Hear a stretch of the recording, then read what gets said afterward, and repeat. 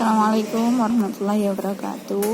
Anak-anakku semua, untuk kesempatan kali ini kita akan belajar tentang perbandingan trigonometri pada segitiga siku-siku ya. Perbandingan trigonometri pada segitiga siku-siku. Pertama, kalian buat dulu segitiga siku-siku ya, nanti menggunakan penggaris kalian ya. Nah, ini adalah tanda siku-siku ya. Ini adalah tanda siku-siku. Jadi kalau segitiga siku-siku itu harus ada tandanya. Ya, misalkan ada segitiga siku-siku ABC. Ya, segitiga siku-siku ABC. Nah, kemudian di sudut ABC ini ada sudut alfa. Ya. Untuk nilai sin alfa, cos alfa, tangen alfa. Nah, kalau dalam trigonometri ini kalian baru mengenal ya yang namanya sin cos tangen ya. Ada sin, ada cos, ada tangen. Kemudian ada kosekan, ada sekan, ada juga kotangen. Ini yang harus kalian hafal ya. Sin itu rumusnya depan per miring, atau kalian bisa singkat dengan demi ya, demi. Lah, kan ini sudutnya alfa. Lah, sudut alfanya kan di sini. Berarti depannya sudut alfa berarti sini kan ya. AC itu depan. Terus sampingnya itu AB, ini samping, ini miring. Berarti kalau demi depannya itu kan berarti AC. Berarti AC per miringnya BC. Itu ya. Terus selanjutnya cos alfa, demi. Cos itu rumusnya samping per miring. Berarti sa per miring. Ya, sampingnya berarti sampingnya alfa, berarti kan ini AB. Berarti AB per miringnya ya tetap BC. Kalau tangan itu desa, depan per samping. Ya, atau desa.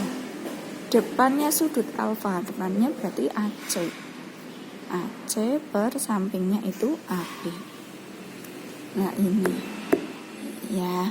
Nah, kalau misalkan sudutnya ada di sini ya, sudutnya ada di sini, misalkan sudut beta itu di sini, berarti depannya sudut beta ya ini depan AB, begitu ya.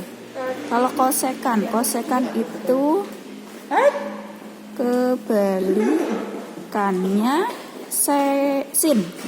sin. Kosekan itu kebalikannya sin. Kebalikannya sin berarti miring per depan atau BC per AC. Kalau sekan itu kebalikannya cos. Kalau cos kan tadi rumusnya samping per miring, dibalik jadi miring per samping. Berarti sama dengan BC per AB. Kalau kotangan itu kebalikannya tangan. Depan per samping berarti dibalik jadi samping per depan. Berarti AB per AC. Gitu ya. Ini. Nah, kemudian dalam segitiga siku-siku kalian itu harus hafal dengan rumus Pythagoras. Kalau segitiga siku-siku itu ada hubungannya dengan rumus Kalau segitiga siku-siku itu hubungannya dengan rumus Pythagoras.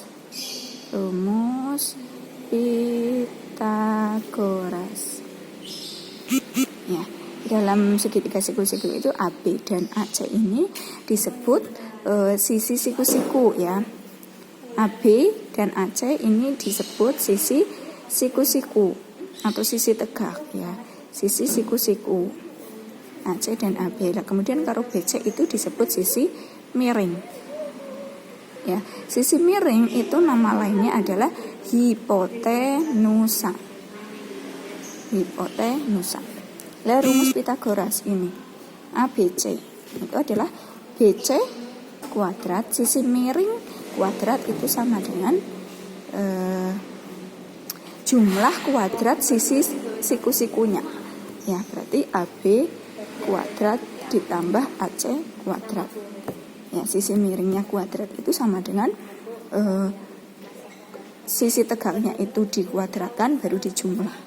Begitu. Jadi kalau misalkan yang ditanyakan AB kuadrat itu berarti sama dengan sisi miring kuadrat dikurangi AC kuadrat. Kalau misalkan yang ditanyakan AC kuadrat itu berarti sama dengan BC kuadrat dikurangi AB kuadrat. Nah, ini rumus Pitagoras yang harus kalian hafalkan.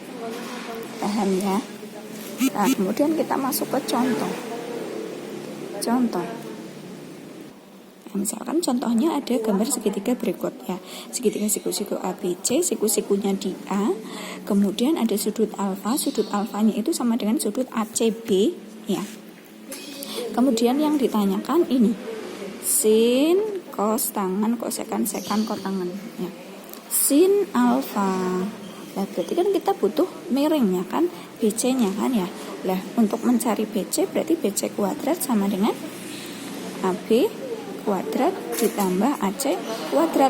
Pokoknya yang dihafalkan jangan ininya ya. Misalkan BC kuadrat sama dengan AB kuadrat. Nah, ini jangan dihafalkan, tapi kalian harus paham ini konsepnya sisi miring itu bagaimana. Ya kan ini belum tentu siku-sikunya di A terus. Kalau misalkan di sini ternyata siku-sikunya itu B, berarti ABC. Lah, berarti kan ini tidak berlaku ya. Jadi tolong kalian jangan hafalkan ABC-nya. Ya, tapi yang dihafalkan bahwa sisi miring kuadrat itu sama dengan jumlah kuadrat sisi siku-sikunya begitu ya. Jadi kalau ini BC kuadrat berarti sama dengan AB-nya. AB-nya kan 5 kuadrat ditambah 12 kuadrat. 5 kuadrat 25 ditambah 144 sama dengan 169. BC kuadrat berarti kalau BC sama dengan akar 169 berapa? 13. Oh, BC-nya ketemu 13. Nah, baru ketemu ini sin alfa. Sin alfa, alfanya kan di sini. Sin itu kan rumusnya demi, berarti depannya sudut alfa ini kan. Depannya berarti AB. Kalau miringnya kan sudah jelas BC. Sisi miring ya sudah jelas.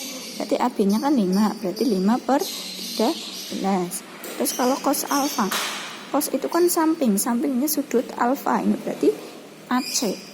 Berarti AC per BC. AC-nya berapa? 12, berarti 12 per 13. Kemudian tangan alfa.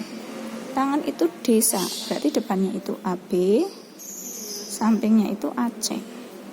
AB-nya 5 per 12. Nah, untuk kosekan kan kebalikannya sin, berarti dibalik jadi 13 per 5. Kosekan. Kalau sekan itu kan kebalikannya kos ya, berarti 13 per 12.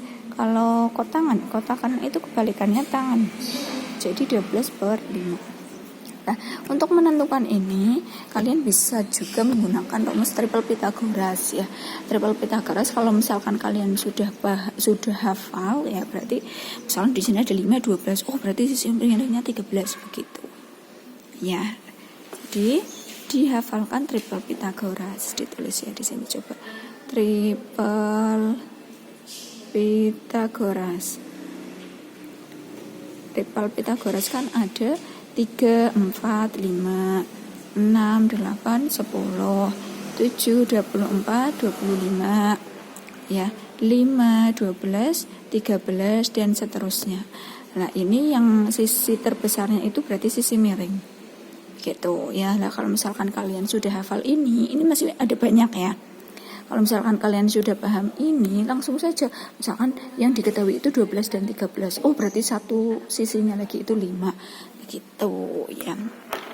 Ini adalah penjelasan mengenai perbandingan trigonometri pada segitiga siku-siku. Silahkan kalian pahami baik-baik. Ya, mudah-mudahan bermanfaat. Oke, sekian dari saya. Kurang lebihnya mohon maaf. Assalamualaikum warahmatullahi wabarakatuh.